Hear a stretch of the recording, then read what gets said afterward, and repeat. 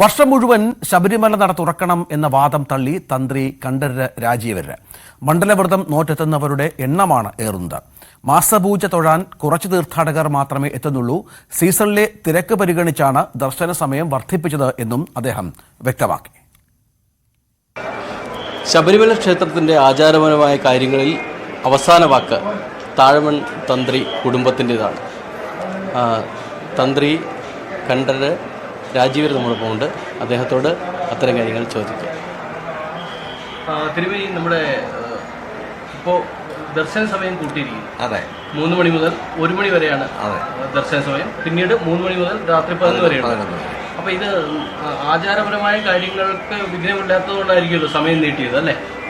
ആചാരപരമായ ബുദ്ധിമുട്ടൊന്നും ഇല്ലാത്തതുകൊണ്ട് തന്നെ എത്ര ആക്കിയത്. ആ സമയത്ത് കൃത്യമായ പൂജ നടക്കുന്നുണ്ട്.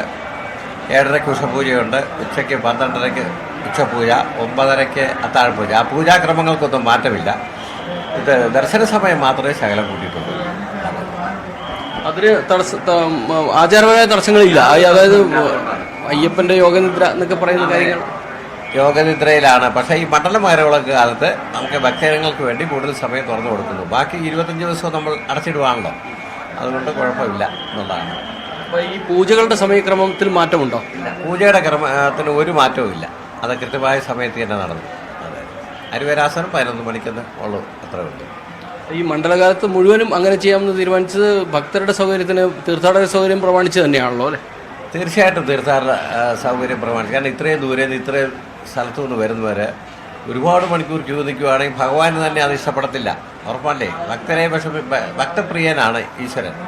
ഭക്തർക്ക് ഇത്രയും വിഷമം വരുമ്പം സ്വാഭാവികമായിട്ട് ഈശ്വരന് ഇഷ്ടപ്പെടത്തില്ല. അപ്പം ഈശ്വരന് വേണ്ടി കൂടെയാണിത് ഞങ്ങളത് ചെയ്യുന്നത്. ഈ ഭക്തജന തിരക്ക് ഏറുമ്പോൾ സ്വാഭാവികമായിട്ടും പറയുന്നൊരു സംഗതി, പരമാവധി സമയത്ത് ആളുകളെ ദർശനത്തിന് അനുവദിക്കുക.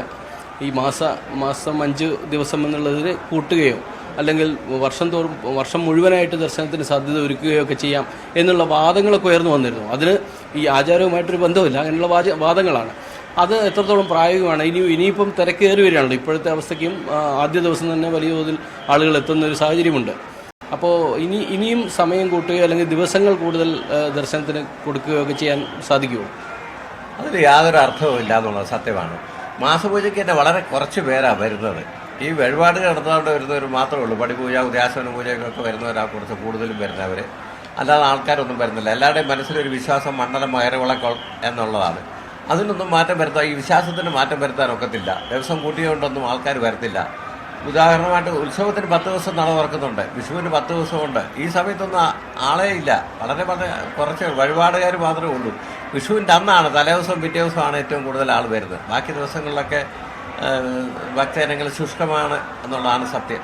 അല്ലാതെ പലരും പറയും എല്ലാ ദിവസവും തുറന്നാൽ അങ്ങനെ. എല്ലാ ദിവസവും തുറക്കാൻ പറ്റുന്നില്ല. നമുക്ക് നമ്മുടെ കൈ മാത്രം ഒതുങ്ങുന്ന അല്ലാതെ ദേവഹിതം കൂടെ അറിഞ്ഞിട്ട് വേണം ചെയ്യാൻ. ദേവഹിതം അനുസരിച്ച് നമുക്ക് അധികം തുറക്കാൻ പറ്റാത്ത അവസ്ഥയാണ് ഇപ്പോഴും.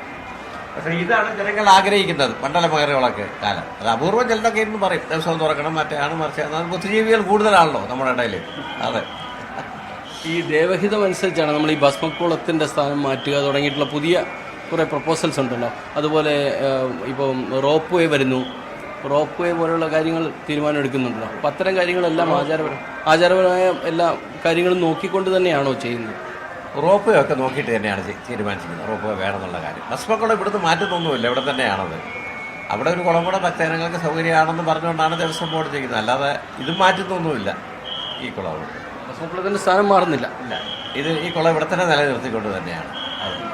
ഇരുമുടിക്കെട്ടിൽ എന്തൊക്കെ ആകാം എന്നുള്ളതിന് പറ്റി ഒരു നിയതമായ ഒരു സംവിധാനമുണ്ടോ? അത് പലരും പല രീതിയിലുള്ള സംഭവങ്ങളാണ് കൊണ്ടുവരുന്നത്. അപ്പോൾ പലർക്കും അറിയില്ല. ചിലപ്പോൾ ഈ പല ഭാഷകൾ സംസാരിക്കുന്ന തീർത്ഥാടകർ വരുന്നുണ്ട്, അവർക്ക് കൃത്യമായ ധാരണയില്ല. അതിലെന്തൊക്കെ വേണം ഇരുമുടിക്കെട്ടിൽ നിന്ന് ഒരു നിയതമായ ഒരു തീരുമാനമുണ്ടോ ഇക്കാര്യത്തിൽ? പഴയകാലത്ത് ഇരുമുടിക്കെട്ടി കൊണ്ടുവരുന്നത് മുൻകെട്ടിൽ അയ്യപ്പന് വേണ്ട നിവേദ്യങ്ങൾ, മാളികപ്പുറത്തിന് വേണ്ട നിവേദ്യങ്ങൾ മാത്രമായിരുന്നു. ഇപ്പോൾ പിൻകെട്ടിൽ നടന്നു വരുമ്പോൾ ഇടയ്ക്ക് വെച്ച് താവളത്തിൽ വെച്ച് കഴിച്ച് ഭക്ഷണം കഴിക്കാനുള്ള സൗകര്യത്തിന് വേണ്ടി കൊണ്ടുവരുന്ന സാധനങ്ങളാണ്. അത് ക്യാരി ചെയ്യാനുള്ള സൗകര്യത്തിനൊക്കെ ആയിരിക്കും അത്. അപ്പോൾ ഇപ്പം ആരും വഴി പാചകം ചെയ്തൊന്നും കഴിക്കുന്നില്ല. അപ്പോൾ ഇരുമ്പുടിക്കെട്ടിൽ പിൻകെട്ടിൻ്റെ ആവശ്യമില്ലാത്ത സാധനം കുത്തി ഇറക്കേണ്ട കാര്യമില്ല, അരി മാത്രം മതി. എന്തെല്ലാം സാധനങ്ങളാണ് പലയിടത്തു നിന്ന് വരുന്നതെന്ന് അറിയാമോ? ഈ ഒരു ഇരുമ്പുടി കെട്ടിയിൽ ചുരുക്കം പറഞ്ഞാൽ ഒരു 100 ഗ്രാം പ്ലാസ്റ്റിക് എങ്കിലും കാണും. അത് പനിനീര്, സാമ്പ്രാണി, കർപ്പൂരം, അവല്, മലര് ഇതെല്ലാം പാക്കറ്റിലാണ് വരുന്നത്. ഇതൊന്നും ഇവിടെ ഉപയോഗിക്കുന്നില്ല. വെളിയിൽ നിന്ന് കൊണ്ടുവന്ന അവലും മലരും ഒക്കെ നമുക്ക് എങ്ങനെയാണെന്ന് പറയാൻ പറ്റില്ല. പണ്ടത്തെ കാലത്താണ് അവലും മലരും കദളിപ്പഴമൊക്കെ അവർ നിവേദിച്ച് കൊണ്ടുപോകും. ഇപ്പോൾ അതും കൊണ്ടുപോകുന്നില്ല, എല്ലാവരും കൊണ്ട് ചെമ്പിലിട്ടിട്ട് പോവുകയാണ്. അപ്പോൾ അതൊരു വലിയ മാലിന്യമായിട്ട് പറഞ്ഞു, പ്ലാസ്റ്റിക് മാലിന്യം. അത് ഒഴിവാക്കണമെന്ന് തന്നെയാണ് പറഞ്ഞത്. മുൻകെട്ടിലപ്പം നെയ്ത്തേങ്ങയും ശർക്കരയും കദളിപ്പഴം, കാണിപ്പന്നെ, അരി മാത്രം കൊണ്ടുവന്നാൽ മതി. വേറെ യാതൊന്നും പ്ലാസ്റ്റിക്കേ വേണ്ട. കാരണം ഈ ഭക്തി പോലെ തന്നെ ശുദ്ധിക്കും പ്രാധാന്യമുണ്ട്. ഈ പ്രകൃതിയെ നമ്മൾ വിശുദ്ധമായിട്ട് തന്നെ കണക്കാക്കണം. ആ പ്രകൃതി സംരക്ഷണത്തിന് ഊന്നി വേണം മുന്നോട്ട് പോകാൻ. ഈ 18 മലകളാൽ ചുറ്റപ്പെട്ട ഈ പൂങ്കാവനമാണ് അയ്യപ്പസ്വാമിയുടെ. ആ 18 മലകളെ സംരക്ഷിക്കേണ്ട ഒരു ഭക്തന്റെ ചുമതല തന്നെയാണ്. പ്രകൃതിയെ കൂടി കണ്ടുകൊണ്ട് വേണം നമ്മൾ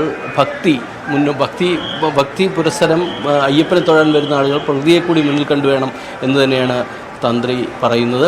ഒപ്പം നമ്മുടെ ഇരുമുടിക്കെട്ടിൽ വേണ്ട വസ്തുക്കൾ, സാമഗ്രികൾ എന്തൊക്കെയാണെന്ന് അദ്ദേഹം പറഞ്ഞു തരുന്നുണ്ട്. സജീവ് സി വാര്യരാണ് അദ്ദേഹത്തോടൊപ്പം ചേർന്നത്. വളരെ പ്രസക്തമായ ചില കാര്യങ്ങൾ കൂടി അദ്ദേഹം പറഞ്ഞു വച്ചിരുന്നു. നമുക്ക് മറ്റ് വിശേഷങ്ങളിലേക്ക് വരണം. കുറുവാ കള്ളന്മാരെ കുറിച്ച് വിശദമായി തന്നെ നമുക്ക് സംസാരിക്കേണ്ടതുണ്ട്. ശരണ്യ സ്നേഹജനും നവമി ദിനേശും അതിന്റെ വിശദാംശങ്ങൾ പങ്കുവെക്കും. അല്പസമയത്തിനകം ഇടവേള.